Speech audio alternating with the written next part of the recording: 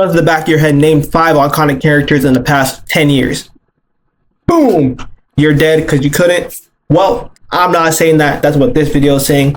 And this video is called Why Characters Aren't Iconic Anymore. Vader only has 37. Bring me the passengers. I want them alive. Darth Vader only has 37 minutes of screen time in the original Star Wars trilogy, and yet he's one of, if not the most iconic movie characters of all time. Compare this to Kylo Ren, who has 1 hour 2 minutes of screen time across the sequels. That's 25 minutes more in a trilogy that, adjusted for inflation, earned more money. So why is Darth Vader so iconic, but Kylo Ren isn't? This is a relative Google. Alright, before this video really gets into it, personally, I think not enough time has passed. And also, there are too many movies coming out for people to be focused on, you know what I'm saying, just like a Star Wars or Indiana Jones or whatever small amount of movies came out back in the 90s. You feel me? Searches for each character. Darth Vader is consistently higher and on average has 4 times more interest. Yes, my master. He has about 49 million more search results than Kylo Ren. It's clear that Darth Vader has much more of a lasting legacy. You can say it's because of better writing and a more interesting design, and he's had about 50 years to marinate in movies that are generally more well liked. I sense something. And all of this is probably true, but I think there's something deeper at play here, because can you name me a truly iconic character from the 2020s? 2020s, no, Avengers was like 2018. Oh, 2020. We could go with Smoke and Stacks, but I don't think iconic is like the right word yet, because that movie only came out last year.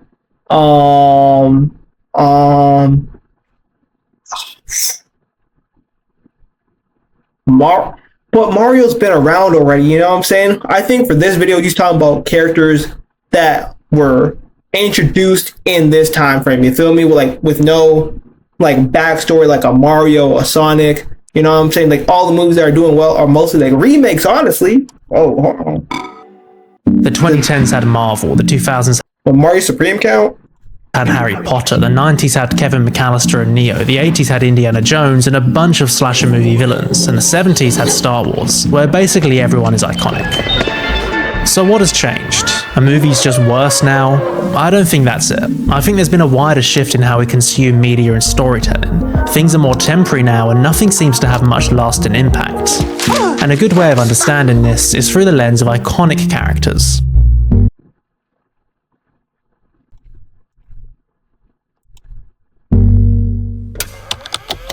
This is how Merriam-Webster defines iconic: of relating to or having the characteristics of an icon. Widely recognized and well established. Well. Widely known and acknowledged, especially for distinctive excellence. Genius, billionaire, playboy, philanthropist. Okay, so this is kinda helpful, but it doesn't really tell us anything we don't know. In truth, there aren't many ways to objectively measure whether or not a character has icon status. You kinda just know it when you see it. Get away from her, you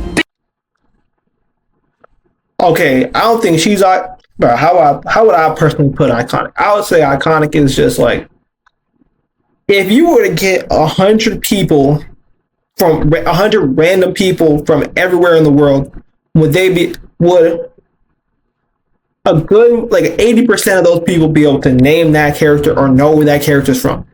That's what I think that's what I personally describe as iconic.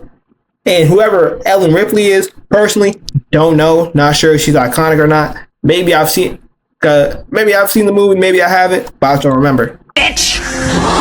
So let's take a look at some characters that are undoubtedly iconic to help us get a better understanding. Especially if you've never watched the movie. You know what I'm saying? There are certain characters, I've never seen all of Star Wars. I've not even seen the Darth Vader versus Luke fight in totality. I've maybe seen clips and bits and pieces, but never seen it. But I know who Darth Vader is. That could be because I did watch Star Wars Rebels, but even before that, I knew who Darth Vader was. So, you know what I'm saying? Don't really understand it. What do you want this loan for? I want to build a giant space station that can destroy a planet. Darth Vader, probably the most iconic movie character of all time. I am your father. He's on bed sheets, lunchboxes, a gargoyle at the National Cathedral in Washington, D.C., The Simpsons, and Family Guy. I don't know that would be a good investment on our end. And I'd say one of the main reasons he's so celebrated is the design. Let's break it down. All black fit From his introduction with the cape, a little bit robotic, you know what I'm saying? Like, again, the most amount of Star Wars I've consumed is bits and pieces of maybe all the Star Wars movies and a whole bunch of Star Wars Rebels and Clone Wars. the darkness of his suit stands in contrast to the white ship and white stormtroopers. We know this is a guy who is large and in charge. He means business. What have you done with those plans? This is similar to the slew of slasher movie villains from around this time. Michael Myers, Jason Voorhees, Freddy Krueger. The William Shatner mask, hockey mask, and striped jumper. They've all got an image that's hard to forget. In a different light, we've got Indiana Jones. Sure, the hat and the whip is iconic, but what I think makes this character truly special is Harrison Ford's performance. And who's gonna come to save you, Junior? I told you! Damn, what the Don't call me Junior. In reality, there's too many to name, and again, no objective way to measure if a certain character has icon status or not. All of the people I'm showing on screen now are iconic in my opinion, but maybe not yours. Everybody hear me? Up on the show? What do Can you you hear got? me? Great. But what about modern examples? Surely there's at least a few from this decade. Soaking wet right now. Paul Atreides could be up there. He's got the strong performance, he's in popular and successful films, Dune was a book. but has he cut through to mainstream audiences the way Marvel did? Other contenders might be Benoit Blanc, Barbie and Ken, Jake Sully. Let's get it done. To help us, Again, they have like whole backstories. Everybody know who Barbie is. It's not, you know what I'm saying, like rocket science. and maybe highlight how this decade has failed to produce any undisputed icons, let's take a look at maybe the most objective way to measure a film's popularity. Never seen it. These are the top 10 highest grossing movies worldwide of the 2020s. In at number 1 is Avatar: The Way of Water. It's become a Never seen it, but I do remember having like what are those moose things that like glowed up from McDonald's? I remember having one of those. bit of a never meme seen to this. joke about Avatar's cultural impact, or lack thereof. It's pretty much just these two memes. Despite being an Avatar fan, I do generally admit that for the amount of money they make, it's strange they don't inhabit the zeitgeist as much as you'd expect. The main character is Jake Sully, but I'm willing to bet most people won't recognize that name. It's hard to say he's iconic. Maybe his design is part of this. He doesn't look all that different from anyone around him. He's just a normal looking blue alien. And despite having 2 movies in the last 2 years, his Google searches never overtook Vader's. Number 2 is Ne Zha 2. I haven't seen this, and Oh yeah, this is like the super like duper great movie from China, bro. Never seen it. Never seen the first one or the second one. I don't think many people in the West have, so not iconic. I'm gonna keep it a buck. Before this, never thought about this character. Like before, like right now, haven't thought about this character in like I would say 2 years. Here, but maybe in China. Next up, Spider-Man No Way Home. You okay? My back. There's no doubt Spider-Man as a character is iconic, but is this specific iteration of Spider-Man iconic? Oh yeah, no, I got a middle back thing too. Really? We've also Is Tom Holland Spider-Man iconic? Oh, but that's hard to say because like people do say he's the best Spider-Man. Of course, I'm a sensible human being, so obviously I think Andrew Garfield has the best movies, best Spider-Man, just a better Spider-Man in general, better performance and whatnot. But, would Tom Holland Spider-Man be iconic? I think so. You know what I'm saying? Like he's been in some of like the biggest movies. Like his movies are decent. Yeah, I'll say he's iconic. I've got 3 animated movies. Maybe it's because I don't know any kids, but it's hard to say Zootropolis is iconic. Maybe Yeah, Zootopia is iconic. I think so. Could make a case for Inside Out. Yeah. Mario is another Spider-Man case, where the character is certainly iconic, but less so this specific incarnation. But do any of them have the legacy of The Incredibles or Toy Story? We're not aiming for the truck. But when it comes to like kids movies, I think it's different if you don't have kids. If you have kids, then sure. But if not, no. Because these movies are from when I was a kid. Like Inside Out. Like I was still like maybe like 12 when the first one came out. So I would say that's iconic. Zootopia, same thing. I was like 10 when that came out. Iconic because, you know what I'm saying, I'm around. Everybody I'm around has either seen it or knows of it because it came out when we were kids. You feel me? Number 6 is Top Gun Maverick. I'd say Tom Cruise is iconic, but not necessarily any individual character of his. Your line's not long enough! No shit! That's true. Cause I don't know his name in Mission Impossible at all. Do you guys ever think about dying? Barbie is an interesting one. At the time, it certainly seemed iconic. It broke through into the mainstream and became a wider cultural moment. But is anyone still talking about it? Hi, Barbie. Hi, Ken. And then at number 10, we've got Deadpool Wolverine. And in this case, yeah, I think both characters are iconic. But while they certainly had a boost to their status in 2023, they didn't debut in the 2020s. And obviously, they're both based on comics, so that complicates things. So, what can we learn by looking at these box office numbers? Well, first of all, there's a severe lack of original content. That's bad. The only non-sequels on here are based on maybe the most well-known video game character of all time, and maybe the most well-known toy of all time. But it also reveals that despite box office numbers, it's very hard to find empirical, data-driven evidence over a character's iconic status and cultural legacy. All of these movies were massive at the time, but 1, 2, or 3 years later, most of them have fallen out of the discourse. I'm Spider-Man. But being iconic is so much more than just numbers. Going back to that definition, it's about being widely known and acknowledged. Of course, time will tell, and maybe it's a bit unfair to look at films that are so recent because they haven't had that time to marinate. That's what I said at the start of the video. I'm like, bro, Sinners just came out last year, bro. Iconic.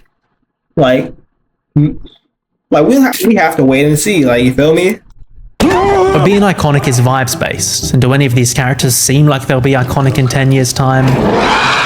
I don't have the capacity to do it. Bro, don't get me wrong, I love Sinners, but I don't think so. Next 5-10 years, are we still gonna be talking about Sinners? Nah, I don't think so. I don't know.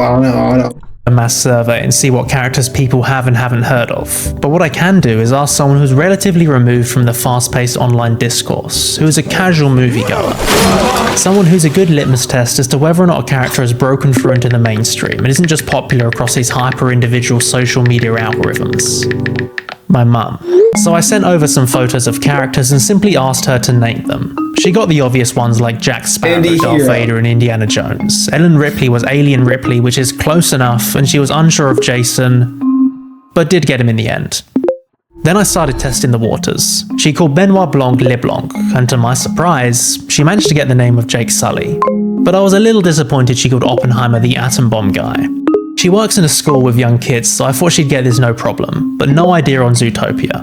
Honora was a no, The Whale was a yes. She doubted herself on John Wick, but eventually got it right. What I found was that for the older characters she could name them pretty easily, but for the newer ones she recognised the film, but not necessarily the character. Which is interesting. Why do older characters break through and become iconic in and of themselves, whereas newer ones don't? What are they not doing? To find out, let's take a look at what these older icons have in common. To put it simply, what makes a character iconic?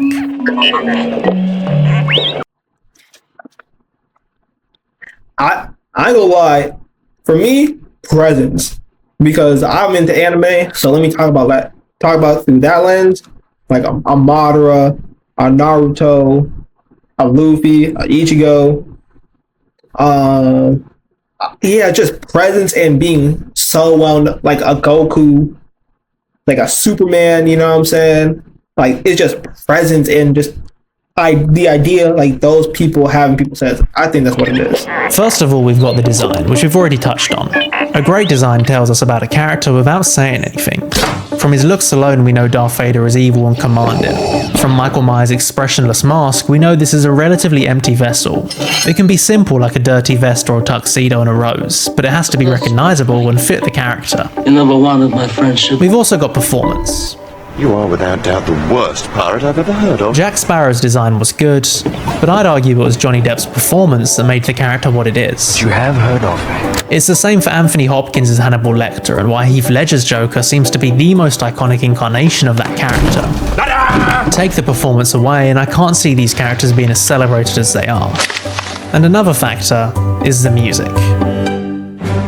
When you hear this, you think of Darth Vader. When you hear this, you think of Indiana Jones. It's the same for Jack Sparrow and Harry Potter. If a character is associated with a catchy and recognizable song, it's inevitable they become more memorable. It certainly helped Darth Maul and Flash Gordon. But what modern character has a theme tune that's iconic as any of these? Maybe Avengers, but that was at least 7 True though, cause I've never seen Rocky, but I know this. I know. Ooh, hold on. years ago. Like design, music acts as a shortcut to a character, as fairly superficial factors. If we want to go deeper, we can look at the context in which the character is presented to us. We can examine their cultural resonance. In an article from 2024, Every Movie Has a Lesson argues that iconic characters tend to reflect the cultural moment they come from. They point to how Bonnie and Clyde and Travis Bickle reflect the disillusionment and turbulence of the late 60s and 70s. We can see the change in mood as we go into the 80s in Rocky Balboa, originating as a working-class hero in 1976, before turning into an all-American crusader against communism in the 80s. It's an interesting proposal, and I think reflecting the cultural moment can certainly help a character become more resonant. Thomas Anderson? But I don't think it's essential. Yeah, that's me. Instead, I'd argue that in order for a character to be iconic, they have to be relatively simple. Where are those transmissions you intercepted? That true. But like I said, there's a Madara, a Sukuna. I wouldn't even say Sukuna's iconic, but Sukuna is pretty simple. He just straightforward, like, just destroy, I guess. Madara, like,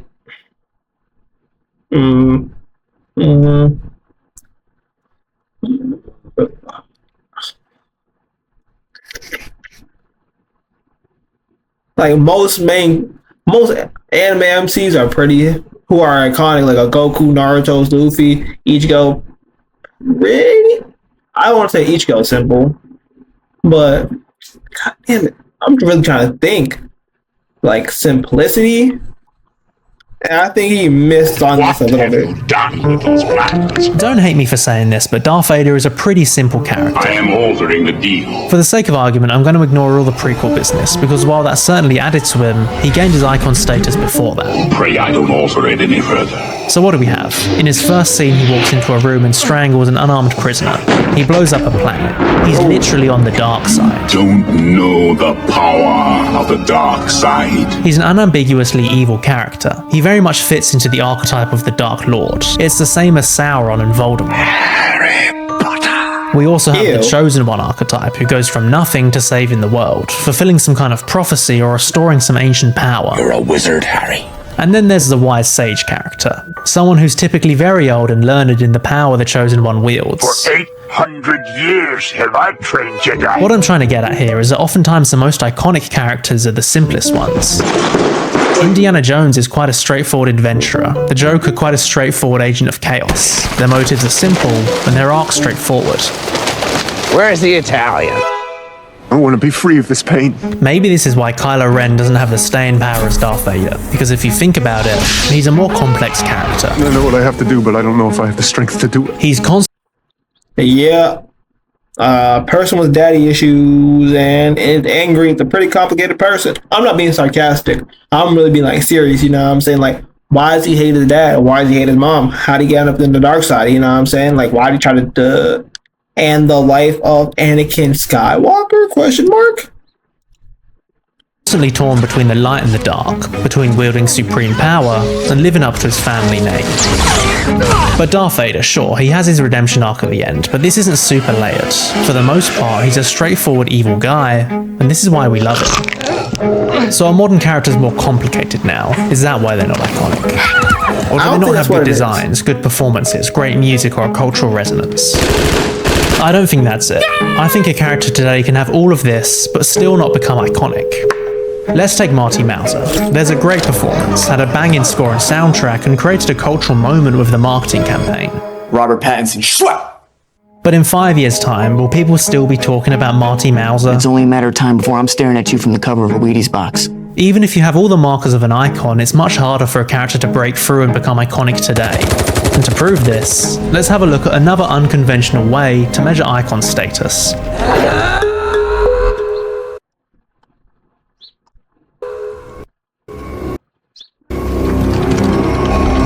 The Fortnite test is crazy. Basically every iconic character can be found in Fortnite. So I churned through every skin Fortnite has ever done, and there was a lot.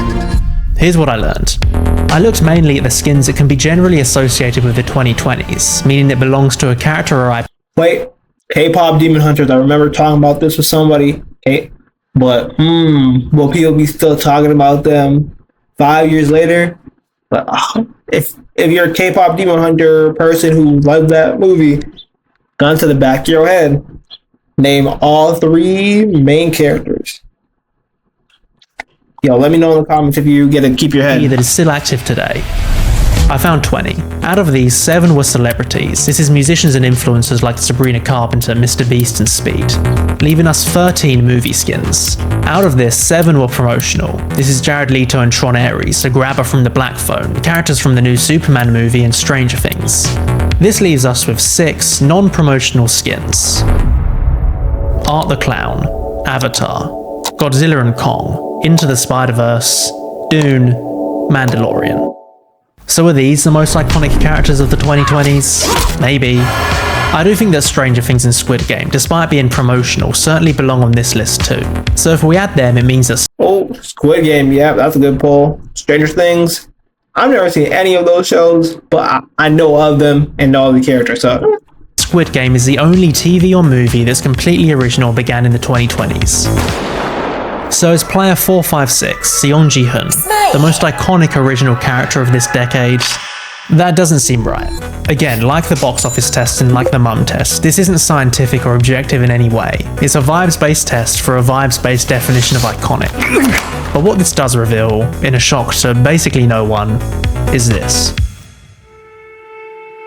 Look, you've heard this before. From that top 10 list of highest grossing movies, not a single one isn't a sequel or based on an already existing IP. Hollywood is out of ideas, it's the death of original storytelling, you get the picture. And naturally, with less original stories being told, there's going to be less original characters, and therefore less newly minted iconic characters. This way, Mario! And when new characters are introduced into existing IP, they're very rarely as iconic as the originals. Can you tell me a Poe Dameron quote? That's my jacket. How well do you remember the plot of Matrix Resurrections? Sure. But it's not quite as simple as that. Because original to be fair, that's not fair. Never seen The Matrix. Can't remember Star Wars. New Rogue One? I don't know. Never. Can't remember those films movies. are being made, more than ever before actually. They're just not in the mainstream. You see, when it comes to high-budget tentpole blockbusters, you're absolutely right. But what about films like Marty Supreme, Sinners, Nope, Everything Everywhere All at Once, The Substance? These were massive. Everything Everywhere won 7 Oscars, Conan O'Brien took The Substance, Sinners is the most Oscar-nominated movie ever, and Marty Supreme had a goddamn blimp. They were big when they released, but now, not so much. Their moment came and went. Not many people are still talking about Everything Everywhere All at Once. Can you imagine anyone dressing up as Marty Mauser for Halloween in 5 years' time? So yeah, while great original stories are being told, they just don't linger in the culture for as long as something like Star Wars or Indiana Jones. And there's a lot of reasons why. Shorter theatrical windows and the rise of streaming make movies much less of an event. But also, our culture seems to be much faster paced than it was in the past. Just like a TikTok trend, films have their moment. Well, what Seems to be much faster. What movie is this? Faster pace than it was in the past.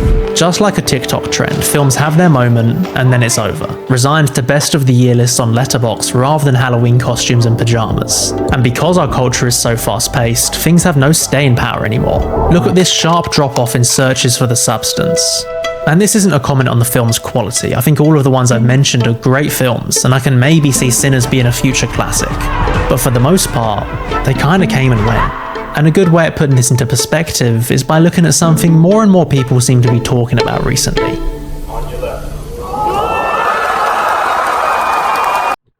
Like the end of everybody wanting to watch one movie. Like again, last time that happened was Sinners, but again, came and went after the Oscars.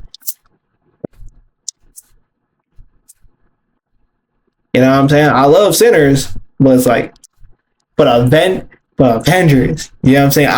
I think I watched it late, or I didn't even watch Avengers Endgame or in theaters. I don't remember, but I remember hearing about how everybody was like, "Oh, that was so fire! Captain America has Mjolnir! Oh my god!" This was the weekend of April 26th, 2019, and it seems for this weekend, almost everyone was united and brought together to watch the final chapter in The Avengers. Listen to that audience reaction. Do you know what also happened that weekend? This.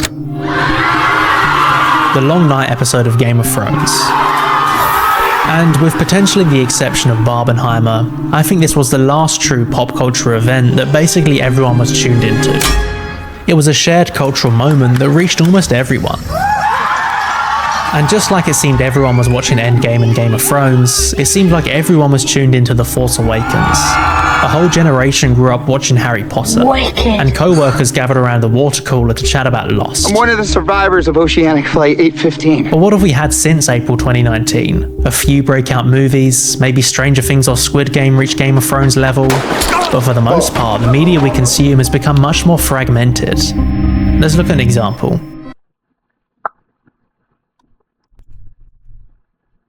So, true. That's real.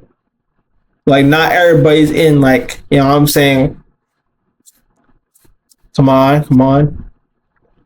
We're all, you know what I'm saying? We're all playing our own drums, you feel me? It's not like one band, one sound. Come on now. Not everybody wants to watch, like, a movie, you feel me? True. Like, again, Sinners, Barbie, Oppenheimer, that was movies people were talking about.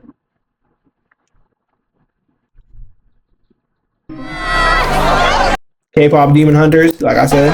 K-pop Demon Hunters was huge. I've been repeatedly told basically every kid on the face of the planet was watching it. The music video has over 1 billion views. But me, a 24-year-old man with no real interest in K-pop, knows nothing about it. This is the death of the monoculture in action. When I watched Severance, it seemed huge. I saw tons of content about it online and chatted to people in person about it. But I know it's still fairly niche outside of my own internet circles. People inhabit different worlds that seem expansive and universal, but in reality it's just the algorithm making it seem like that. He's called Dylan G because he's the GOAT. Yes. The monoculture is dead, replaced by individual social media realities scientifically optimized to get as much interest from each singular person. It's clear the culture has changed, so how a certain character operates as iconic must have changed too, right? What does being iconic look like in the 2020s? And this brings me on to the final one of my unscientific, vibes-based tests. I don't mean memes in the traditional sense, but modern memes. Can their face go on a meme? Is there any memeable moments from Sinners? Oh, you can steal, you can rob trains and cars, but you can't rob this, you know what I'm saying, off me? Is that a meme? I don't think so. Sammy! Is that a meme? I don't know.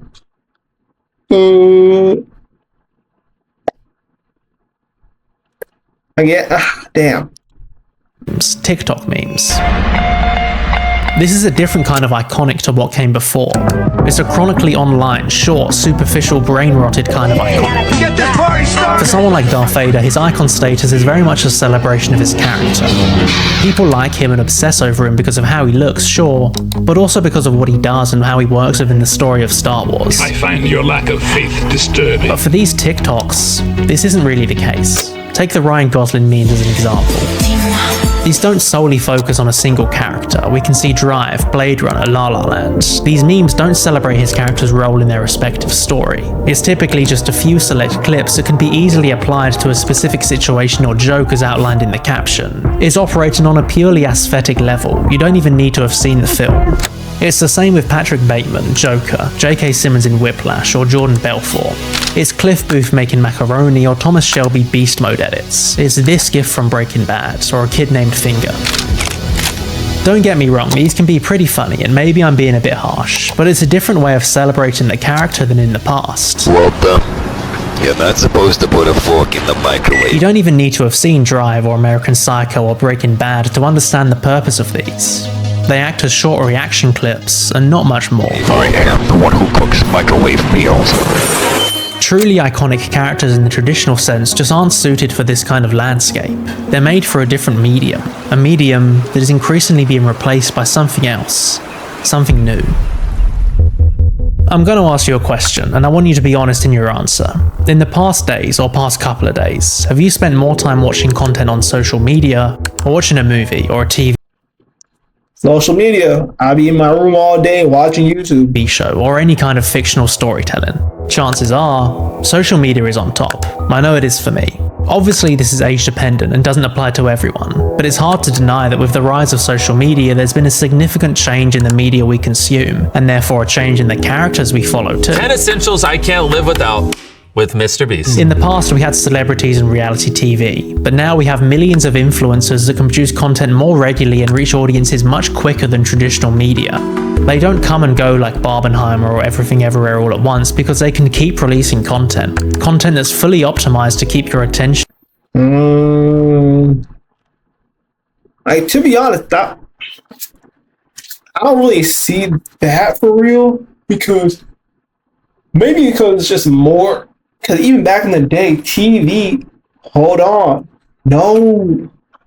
I'm about to say it's like it was the same thing as back in the day, but no. Even back in the day, like, your favorite TV show only came on at, like, let's say 12:30 on a Saturday.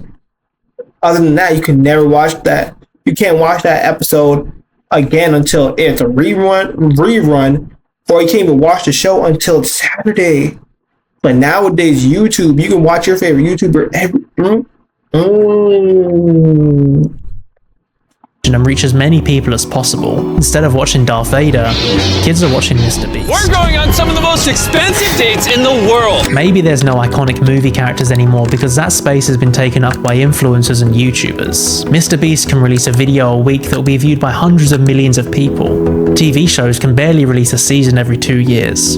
In the time it takes for the hype of a movie to die down, Mr. Beast has already made another video.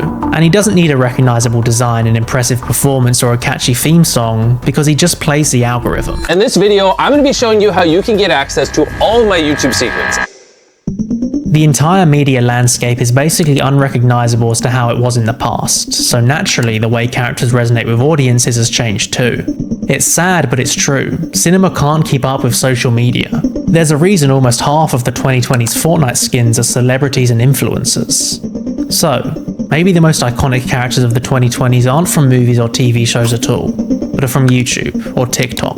Is IShowSpeed the new Indiana Jones, going to distant lands not in search of treasure, but in search of content? Is Mr. Beast the new Darth Vader, not using the Force to dominate the galaxy, but giving a life-changing amount of money to whoever can spend the longest chained to their ex-boyfriend? Is Sabrina Carpenter the new Ellen Ripley? Is Archer Green the new Doc Brown? Is Kim Kardashian the new Don Corleone? Content reigns supreme. The monoculture is dead. In the 2020s, iconic characters are whatever influencers, creators, or celebrities are fed to you by the algorithm. Hold on, that was low-key fire, bro. So am I iconic? You feel me? Am I an icon now? Everpure. Data management. Yeah, relax the game. Yeah, then chill out. I'm trying to. Yeah, am I iconic now? What? True, Dad. That does make sense. Like, we have access to so much, like, content that movies don't stay in our brains for too long, because we can watch like 7 different YouTubers in this. That you can probably find 100 different YouTubers to watch in the time span it takes for them to make like a good movie. That's crazy. But let me know your thoughts in the comments. Like, comment, subscribe, and